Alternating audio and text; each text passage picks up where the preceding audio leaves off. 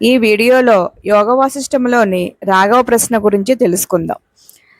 ఓ మహానుభావ, దీర్ఘాయువు గాని, ఈ శరీర స్థితి గాని, ఈ బంధుమిత్ర సమాగములు గాని నిజంగా ఈ జీవుని ఉద్ధరించగలవా? కోర్కెలు అంతూ పొంతూ లేకుండా మమ్మలను సుడిగాలిలా చుట్టివేస్తుంటే అవన్నీ మాకు పందమునే కలిగిస్తున్నాయి. మోహమేఘములు గర్జిస్తూ పిడుగులు రాలుస్తుంటే దురాశలు అనే మెరుపులు మెరిసి మమ్ములను గ్రుడ్డివాళ్లను చేస్తున్నాయి. లోభము మమ్మలను పట్టి పీడిస్తూ మా నరనరములందలి శక్తిని పీల్చివేస్తోంది. క్షణక్షణం అనేక అనర్థాలు వచ్చి మా ముంగిట వ్రాలుచున్నాయి. మా సుకృత దుష్కృతాలు మమ్ములను అనేక లోకములలో త్రిప్పుచున్నాయి. కృతాంతుడు అనే పిల్లి జీవులు అనే ఎలుకలను పట్టడానికి కన్నం వద్ద వేచియున్నాడు. జలప్రవాహ పతితులైనట్లు మా జీవులు ఎక్కడి నుండో వస్తున్నారు, ఇక్కడ పతనం పొందుచున్నారు. స్వామి, ఈ స్థితిలో మాకు ఉపాయం ఏది, గతి ఏది, దేనిని చింతించాలి, దేనిని ఆశ్రయించాలి? ఈ జీవిత అరణ్యము శుభప్రదము అయ్యేది ఎట్లాగా? మీ వంటి మహాత్ములకు ఇచ్చ కలిగింపజేసి రమింపజేయగల వస్తువు ఏది ఈ మూడు లోకాలలో ఎక్కడా లేదు. మా విషయం అట్లా లేదు. మేము అత్యంత స్వల్పము నస్వరము అయిన విషయములకు కూడా దాసానుదాసులము అవుతున్నాం. ఈ పాడు శరీరం మాకు నిరంతరం పీడనే కలిగిస్తోంది. ఇదంతా మోహరహితమైన దృష్టిచే మాచే చూడబడేదెట్లా?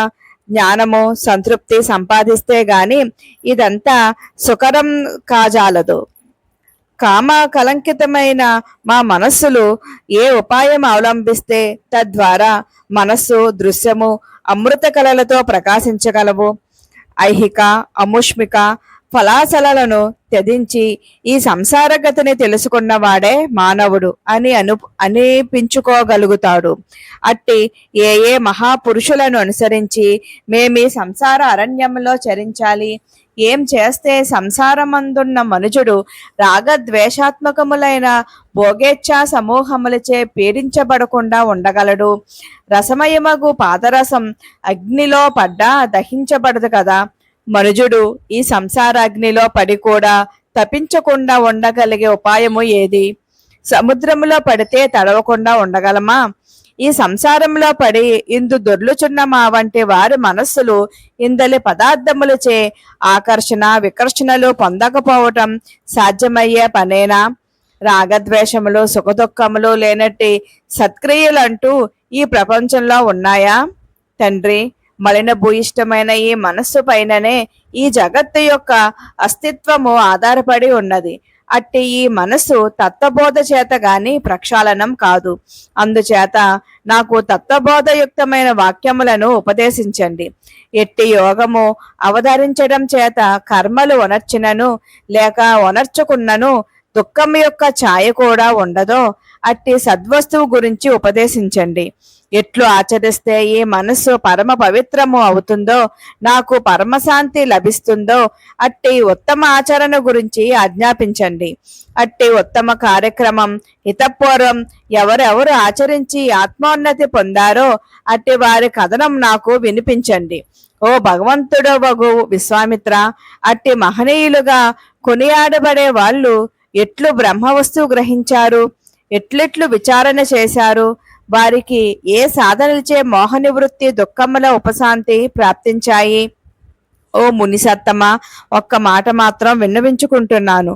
అట్టి ఉపదేశ వాక్యాలు ఉంటే ఉండి ఉండవచ్చు, లేక ఉండి ఉండకపోవచ్చు.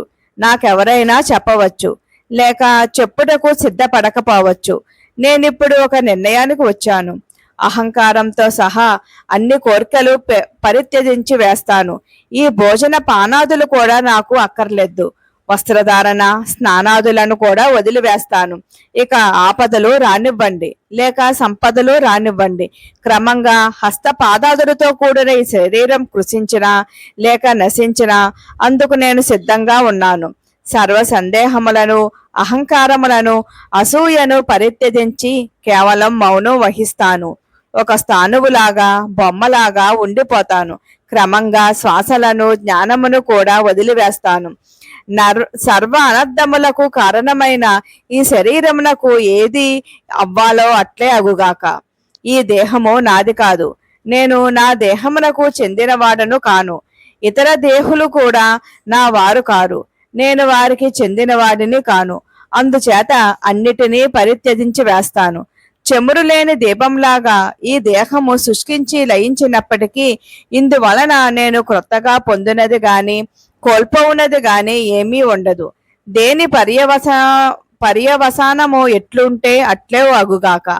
రామచంద్రుడు ఈ విధంగా మనోమోహమును నశింపజేసే వాక్యాలు పలికి మౌనం వహించాడు. అవి విన్నాక్కడి సభికులందరూ ఆశ్చర్య ఆనందములతో పులకిత శరీరులు అయ్యారు. అప్పుడు జనించిన వైరాగ్య వాసనచే అక్కడి వారికి సంసారము పట్ల గల అజ్ఞానముతో కూడిన ప్రియత్వం శమించింది. వశిష్ఠ విశ్వామిత్రాది ఋషులు పరమ ఆనందము పొందారు. నారదాది మహాప్రాజ్ఞులు రాముని వాక్యములోని విచిత్ర అర్థముని గ్రహించి ఉత్తేజితులు అయ్యారు. సిద్ధులు పుష్పవర్షం కురిపిస్తూ తమలో తాము ఇట్లు సంభాషించుకున్నారు. సిద్ధులు: ఆహా, ఈనాడంత సుదినం! కల్పారంభం నుండి ఇప్పటిదాకా మనం 3 లోకాలలో సంచరిస్తున్నాం. కానీ ఇంతవరకు ఇంతటి అమృతమయ వాక్యాలు ఎప్పుడైనా విన్నామా? బృహస్పతి కూడా ఇంతటి వైరాగ్య వాక్యాలు పలికలేదేమో. నేటికి కదా మన జన్మలు ధన్యమైనాయి. ఈ వచనాలు విన్నంత మాత్రం చేతనే మనమంతా ఎంతో ఉద్బోధించబడ్డాం. ఆహా, రఘురాముడు పలికిన ఈ ఉత్తమ ప్రశ్నలకు మహర్షులు ఏమి సమాధానం ఇస్తారో విని తీరాల్సిందే.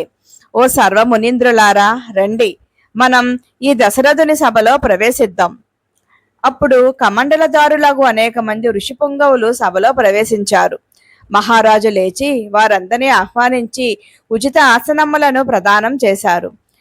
వేదాంగులకు తత్వవేత్తలు అక్కడ ఉపవిశిష్టులవటంతో ఆ సభ ఇంద్రసభను మించిపోయింది. ఆహ్వానితులకు మునులు ఇట్లు శ్లాఘించారు: ఆహా, మన రామచంద్రుడు వైరాగ్యపూర్ణములు, జ్ఞాన ప్రబోధకములు, శుభప్రదములు అయిన వాక్యాలు పలికాడు. ఇతడు పలికినవన్నీ అత్యంత విచారయతములు, సుస్పష్టములు, విశుద్ధములు, సంతోషదాయకములు కూడా. ఇతని మాటలు విని ఆశ్చర్యపడని వారు ఎవరో ఎక్కడో గాని ఇంతటి సర్వోత్కృష్టములు, సుందరములు, సువ్యక్తములు అయిన వాక్యాలు వినిపించవు. ఎవరి హృదయంలో ఇంతటి ప్రజ్ఞా సుగంధం గల వివేక పుష్పం వికసిస్తుందో అట్టివాడే పురుషుడు అని అనిపించుకుంటాడు. ఈ లోకంలోకి అనేకులు వస్తున్నారు. వారిలో చాలా మంది విషయలోలుత్వం ఆశ్రయించిన వారై కేవలం రక్తమాంసమయ నిర్మితమగు యంత్రములు మాత్రమే అయి ఉంటున్నారు. వారి యందు ప్రజ్ఞచే ఉద్దీపించు పరిశీలన లేకుండుటచే జడమాత్రులే అగుచున్నారు. పురుషార్థము కొరకు లక్ష్యశుద్ధి లేని వారి జీవితములు వ్యర్థములే కదా. మేమెందుకు జరామరణ దుఃఖాదులచే వ్యధించబడుచున్నాం? ఈ సంసారం అనగా ఏమి అనునట్టి సారభూతమగు ప్రశ్నలు రాముని వాక్యములచే ఉదయింపజేయబడుచున్నాయి. పూర్వాపాచార విచారములు చల్పునట్టి నిర్మలాశయుడగు పురుషుడు మనకి రోజు రామచంద్రుని రూపంలో లభించటం మనందరి పూర్వ సుకృత ఫలమే. ఇంతటి తత్వ సాక్షాత్కారత్వం ప్రకటించగలగటం అత్యంత అరుదైన విషయం. ఆహా, మాన్యుడు మనీషీయగు ఇతడు ఇంత చిన్న వయసులో ఎంతటి ఆత్మ వివేక మాధుర్యమును అనుభవమునకు తెచ్చుకున్నాడు. ఇతడు జగస్వరూపమంతా చక్కగా గ్రహించి ఉన్నాడు. ఓ జనులారా, ఎక్కడో గాని లభించినట్టి చందన లవంగ వృక్షము వలె మనకితడు ఈనాడిక్కడ లభించాడు. మీరంతా ఇతని మహాధ్వానిని విన్నారు కదా. ఈ కుర్రవాడు చెప్పినట్లు అతి క్రూరమగు దైవ దృష్టియా అన్నట్లు ఈ పాడు శరీరంలో సారమును గాంచడం చాలా కష్టతరమైన విషయమే. ఎవరైతే అక్కడ ఆత్మవస్తువును పొందటానికి ప్రయత్నిస్తారో వారు మాత్రమే ధన్యులు, వారే అగ్రగణ్యులు, వారే పురుషోత్తములు. రామచంద్రుని వంటి మహావివేకి, విచక్షణ జ్ఞాని ఇంతకు ముందు గాని ఇక ముందు గాని అలభ్యుడనే మా అభిప్రాయం. ఇప్పుడు ఈ రామచంద్రుని వచనములకు సరైన సమాధానం ఇచ్చి ఇతని అభిమతం సిద్ధింప చేయకపోతే మాకు మునులు, ఋషులు మొదలైన నామధేయములు వ్యర్థమే అవుతాయి. శ్రీరాముడు తత్వ విచారణచే పూర్ణత్వము అనుభవించుటకు సర్వ విధముల తగినవాడై ఉన్నాడు. ఇక ఇక్కడితో వైరాగ్య ప్రకరణం సమాప్తం. బ్రహ్మార్పణమస్తు. లోక కళ్యాణమస్తు. ఓం తత్సత్. నెక్స్ట్ వీడియోలోని ముముక్షు వ్యవహార ప్రకరణంలో శ్రీ సుఖ విశ్రాంతి గురించి తెలుసుకుందాం.